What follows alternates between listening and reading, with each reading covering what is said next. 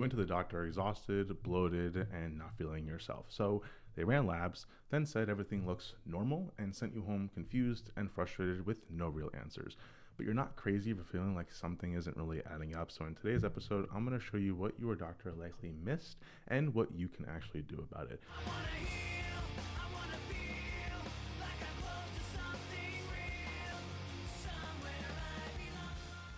But first, as always, if you're new to the show, I'm Gavin Scribolito, a functional health coach helping women to stop fighting their bodies and start actually understanding them. And my mission is to help make health, nutrition, and hormones seem simple and manageable, not overwhelming. I've helped over 200 women transform their health, energy, and body using our root method, where we find and fix the root cause instead of just managing symptoms. Now, I want to be really clear about something here. The reason why you're struggling to find answers here is coming down to two main problems.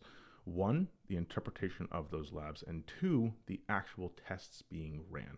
So oftentimes where you're really being, failed here from the system is the tests and how those are being looked at. And something I always tell all of my clients is that when we're talking about what doctors are looking at, they're often looking at disease control. So most doctors are looking for disease, not early signs of dysfunction. And that is where the most important aspect really comes in, because from a functional lens, we're looking at much tighter reference ranges. And doctors are there to obviously look at, hey, do you have a disease here, right? So, when you get told you're normal, what that really is coming down to, what we have to understand, is that standard reference ranges are built on population averages. And that population includes mostly people who are largely unhealthy. So when we're looking at optimal ranges, they're much tighter. So from a functional lens, we're looking at where does the body actually function the best. So over years, standard ranges have found that hey, disease happens outside of this range, whereas functional spaces are looking at, well, where does this person typically feel the best, right? So when we look at more of a functional lens, that's what we're looking at, and that's where you're going to get the real answers that you need, is looking at it from more of those tighter reference ranges. And if normal is the middle 95% of a sick population, then in range just basically means that you are statistically average, not that you are your healthiest state right now. And I've seen this so many times from clients. They have come to us with panels where doctors said everything looks normal, and we'll see a vitamin D that is low 30s, where it should be well above 50 for an optimal state. That plays a massive role in other hormone signaling. It can play a role in immune function, bone health. So we can start to see, and that's just one marker. There's a number of markers that I'm going to kind of dive into here, but we can start to see that one of the most important things here is how those labs are actually being read and interpreted, because just because you're told you're normal by a doctor doesn't necessarily mean it might not be something going on underneath the surface that could actually give you answers as to why you're not feeling your best. But it does mean that you likely don't have a severe problem going on, which is still a good thing. Now, I think one of the other things, and most importantly, is going to be what gets actually tested. And this still comes back to how those tests are being interpreted, because even with a half-assed panel, let's say you go to the doctor and you're like, oh, I'm having this issue, I need labs, and they're like, okay, cool, we're in labs. They're going to run a CBC, a CMP, and if you're lucky, they'll run TSH. If you're really lucky, they'll throw T4 in there. Now, all that tells you is some blood count markers, which is great to know. We have metabolic markers, certain things liver enzymes and whatnot, blood glucose, and then you have TSH. And TSH is just a signaling hormone, basically telling, showing that your brain is sending a signal to your thyroid. Okay, I'm gonna get into that in a second. But even with that, we can still, if you're looking at it from a functional lens, see if there are any patterns or trends that might point to needing further testing. But that's the issue, is we need further testing to actually see what's really going on. So what that might look like, and most markers that are typically missing that will actually give women the answers that they need. And in practice, we see it give women answers every single day when we actually get more functional tests ran, is looking at things like fasting insulin.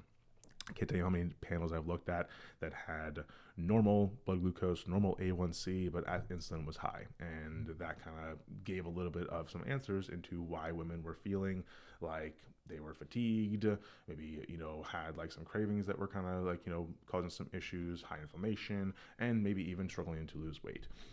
We have other markers like, if we're looking at what your thyroid's actually doing, this is probably one of the most important things, because when you're just looking at TSH, again, you're just looking at that connection between, cool, your brain communicated to your thyroid. But when we actually need to see from a thyroid perspective is your free T3, which is the actual active form in your body. I'm going to go over thyroid in a minute here, so I'll dive into that a little bit further. But free T3 would be the marker that would be the most important to really look at, to really see like, hey, is your thyroid hormone actually doing its job? We can also start to see things like a full iron panel. Full iron panel is really important. A lot of times doctors will just test one marker like ferritin or serum iron, but we need to see every aspect of how iron is actually being absorbed and utilized in your body too, and that comes down to more than just one marker. Full sex hormone panel is really important as well, and obviously where you actually fall in your cycle to get that panel done is also really important. And then we have things like your vitamin D or certain micronutrient statuses like B12 that also are really important to look at, which can, further lead to states of dysfunction or hormone imbalances like suboptimal thyroid function, or even estrogen to progesterone ratios. So that's where this all starts to really play into understanding that, like, oftentimes where you're really struggling is coming down to what was actually tested and then how those labs were actually really read. So to piggyback off of that into some kind of deeper topics here, thyroid is probably one of the most common ones, and your thyroid is one of those things that is going to play probably one of the biggest roles in your energy, in it can play a role in cycle health. It's going to play a role in fat loss, because your thyroid directly influences your metabolic rate. It's going to influence how well your body is actually producing and converting energy, and it also plays a role into your body temperature. So one of the biggest things that I'll use in practice is actually taking having my clients take their morning body temps. That can give us a really good indication into, hey, is your body temperature in a decent range to actually be able to kind of tell if we have, optimal thyroid function, if this is like something where we maybe don't have the possibility to get, labs done right this second. And oftentimes in practice, what I will find is, a lot of clients come to us with like, low body temps, and we actually test, for free T3, we actually see, okay, cool, hey, things are down regulated, and then we can start to see this pattern that can start to arise. And, when we are looking at the thyroid model, most doctors are basing their thyroid, interpretations off of a model that was built in like 1920. And we have a lot more data now, a lot more research now, and like a much better picture to actually see what's really going on. So outside of just looking at your free T3, we should be looking at TSH. Doesn't mean that's not important. That's still important. We should be looking at TSH. Free T4 and free T3 are going to be huge, right? Keep in mind there are also total T4 and total T3. So those are just the total amounts of hormone available in the body. But free T3 and free T4 are going to be those markers that are actually unbound and readily available and used. That's the most important part, because that's what your body is actually going to use. Now, free T3 is what your tissues and your cells actually utilize to create energy. And again, they're going to play a role in mitochondrial function, which is quite literally your entire metabolism. So that's going to lead to how well your body is actually producing energy, converting glucose and, fatty acids, so from dietary fat into actual energy in your body. That's where, if you want to think of like metabolism, that's like 95% of your metabolism right there. And what we can start to see is, this shift where if we have fatigue, if we have any sort of signs there, that is obviously going to play into, typically seeing low free T3. But we also have other pictures here, like your antibodies. We have TPO, which is a thyroid peroxidase antibody, and we have TG antibodies, which is thyroglobulin. That's going to tell us if there's any sort of possible autoimmunity like Hashimoto's, which is really important to know, because we should at least rule that out, especially if there is possible hypothyroidism present. And if there's high stress, because typically autoimmunity is going to stem from high stress. But another marker that could be really important is reverse T3, right? I wouldn't say it's the most crucial. We can kind of tell a picture of what's going on, but reverse T3 could be, important to know as well, because that is actually a marker that is from your liver, and it actually is designed to bind to the receptor site of T3 on the cell and actually block T3 from doing its job. And this usually typically starts to climb up when your body's under a lot of stress. So that can also point to there being underlying stress that your body is under. If we have higher levels of reverse T3, blocking T3 from actually doing its job. And this is actually just a survival mechanism of your body designed to help conserve energy under times of stress. But you can see here how this whole picture needs to be kind of looked at. And the most important thing here, I've seen a number of panels where TSH was normal. Free T4 was even normal, but when we looked at free T3, it was low. And that's what's considered subclinical hypothyroidism, where it's kind of like this hidden hypothyroidism state. But we need to see the full picture in order to actually interpret things fully. Now, another really big panel that gets misinterpreted is your sex hormones.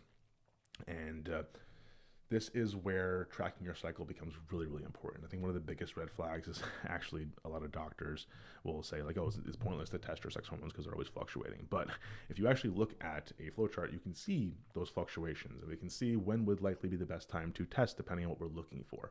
I will say in practice, what I'm typically looking for when I'm testing, for reproductive hormones is going to be the health of that woman's cycle. And the best time to test for that is going to likely be around your mid-luteal phase. And this is why it's so important to actually track your cycle via like a cycle tracking app like Flow or Clue, because we want to actually get a clear picture of, well, what is the average length, right? Do you have a 28-day cycle? Do you have a 32-day cycle? Is it shorter? Is it longer? Is it kind of all over the place? That's going to really give us a lot more data to say, okay, cool, this is where we should probably test. But in practice, if you have a 28-day cycle, that mid-luteal phase would likely look like getting things tested around day 19 to 21, which would be that perfect point that we would actually see the health of the pulse of your progesterone. And the reason we want to see that is because we want to look at the ratio of estrogen to progesterone, because they are very influential with each other. But we also want to see, did you have a successful ovulation? Because typically you're going to ovulate around that mid-cycle point, around typically maybe somewhere between day 14 to like 15 or so. And without ovulation, you do not create progesterone. So if we notice that around this time progesterone is low, it could point to either late ovulation, where it didn't happen yet, or it could point to no ovulation, which would be an anovulatory cycle. And that can give us a lot of clear data into, okay, cool, where is there another problem going on? Because oftentimes that can point to your body being under a lot of stress. It could point to there being under another system that's under, stress. What we have to keep in mind is coming back to like a physiological, aspect here. Your body as a female, if it doesn't feel safe to reproduce, it's obviously going to, make sure it doesn't. And that is where anovulation would come in, where you can still have a cycle. It could be a totally normal cycle, but if you don't ovulate, that could point to there being an underlying issue. That is typically a feedback loop being sent back to your brain, where it actually is not sending the right amounts of your luteinizing hormone and follicle stimulating hormone to actually trigger ovulation. So if we see low progesterone, that could be pointing to an anovulatory cycle. But now we can see that actually can lead to a state of what is known as estrogen dominance, which is relative estrogen dominance, due to the fact that estrogen now is unopposed from progesterone. And that plays a really big role, because we can start to see symptoms like mood swings, maybe even like, heightened cravings. We can start to see, maybe that even looks like hot flashes, poor sleep, because progesterone plays a role in, relaxation. We can see heightened anxiety because of this. So that is where I'm typically looking most of the time. Now, there might be other reasons to actually look elsewhere in your cycle to get things tested, but typically I'm looking at that mid-luteal point to see the health of your cycle, because that is typically going to give us a lot more answers into what's actually going on. And then from there, we might need to, kind of look deeper, look elsewhere, look at other systems that are kind of playing a role. But one other marker that does not get tested a lot, and I actually have a whole other podcast on this. I think I want to say it's maybe episode 4 or 5, but it's on testosterone in women. And that entire episode goes deep into that, because I think it's so often overlooked. It's one marker that like most doctors won't even test unless you ask for it. And the reference range is like wildly outdated and way too wide. But this can decline under stress. It can decline as you age, so like through menopause and stuff like that. So it's really important to look at this, and it can show up as things like fatigue, low libido, brain fog, poor recovery, muscle loss. And that reference range for women is so broad. Like I said, it's like 8 to 60 nanograms per deciliter on like most panels, where, again, coming from a functional lens, when we look at where do most women usually thrive, it's going to be much tighter. So like 35 to like 45. So you can see how wide that is. I've actually had multiple clients come to me with like their testosterone in like the teens, and some even lower, like in like, sub 10. And their doctor's like, oh, it's fine. Like, you're like, it's a little low, but it's not a big deal. and like they're like fatigued, they have all these all these like cycle issues, and they're having all these struggles, and it's just like completely overlooked. But that is another one that is really, really important. Again, if you want to learn more about that, I have a whole separate podcast on this. I'm not going to go too deep into that, but in the day, the big issue with all of this is that nobody's connecting the dots. Okay, like your thyroid, your adrenal glands, your sex hormones, and gut are all one interconnected system. They're not all separate of each other, but unfortunately they're looked at in isolation. They're tested in isolation. You have a GI doctor, a OBGYN, your thyroid specialist, like they're all looked separately, and no one's asking, oh, well, how's your cycle health? How's this health? It's just, they're all just looking at it all separately, but your body works as one system. So a very common pattern that we can see in practice a lot is like chronic stress leads to dysregulated cortisol and stress hormone patterns. We can see that start to impair thyroid conversion. That can start to raise reverse T3, which again, prevents further, binding of T3 to the cell site, which can further lead to hypothyroid symptoms. That can start to affect gut motility and start to lead to, low stomach acid, leading to bloating, constipation, which now further impairs, estrogen metabolism. Estrogen is metabolized in the gut, so we can start to see problems with your estrogen actually being properly metabolized, which can start to, lead to estrogen dominant symptoms, or it can start to actually, shift that pattern and that ratio between estrogen to progesterone, which is really, really important. And if you want to get one step further, we can start to see this start to impair iron absorption. We can see gut dysfunction arise further. We can start to see nutrient deficiencies that are going to continuously keep this negative feedback loop, blocking more thyroid conversion and sex hormones. And none of this is going to get caught by just testing a CBC and a TSH panel. We need to look deeper. And that is, I think, the biggest problem is that's not being looked at. It's not being, taken into consideration. And again, it's not the doctor's fault. It's the system that they're taught. That's really what it comes down to. And it's just the medical system as a whole, which again is designed for disease prevention to save your life. I'm never going to talk bad about our medical system. It's there to save us. I've had doctors save me before. That's what it's there for. But if we're looking for optimizing your health, optimizing your energy, and how you live your day-to-day life, that's not where you're likely going to get those answers. Now, if you have things like fatigue, bloating, and anxiety, irregular cycles, you don't have 5 different problems. And this is the issue here. Like I was saying, it's one system under too much of a load, and it's showing up in 5 different places. So some immediate things you can actually start to do for this and actually take away here is advocating for yourself. I have a lot of clients that want to still try to get labs ran through the doctor. There's a big insurance can cover most of it aspect. Sometimes they don't, so that's something to just be cautious of. But you need to ask for things to be looked at deeper. And if you don't ask, you'll never know. And some doctors are great. I've worked with some fantastic doctors that are super cool with it. They run them. They don't really give their patient any problems. Others, you'll get some kickback. So if you do, and they are not open to testing further for you, ask for a second opinion and go find a doctor who will. But, you should be looking at much deeper thyroid panel. Look at a full, iron panel, which doesn't just have ferritin, but it has, serum iron, transferrin saturation, total iron binding capacity. Those are really important. Looking at a full sex hormone panel with testosterone included. We should be looking at, things like your fasting insulin, if you feel like that might be, concern for you, looking at vitamin D status or other, micronutrients, if you feel like they might be impaired, like B vitamins and stuff like that.